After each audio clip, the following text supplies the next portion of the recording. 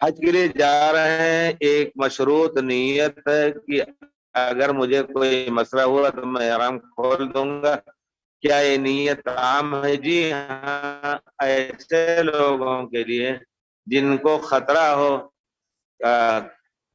کہتی ہیں جی کون تھی شیخ وہ، اللہم صلی علی محمد، یا رسول اللہ انی ارید الحج و انی اشتکی، حج کا ارادہ رکھتی ہوں لیکن میں بیمار ہوں. یا رسول اللہ فرمایا اگر تمہیں خطرہ ہے کہ بیماری کی وجہ سے تم نہیں مکمل کر سکتی تو کہہ دو اللہم حجی واشترطی، شرط لگا لو اے اللہ جہاں میں مجبور ہو جاؤں گی اور کام نہیں مکمل کرواؤں گی حج کا تو میں حج چھوڑ دوں گی، تو اس پر دم نہیں دینا ہوگا.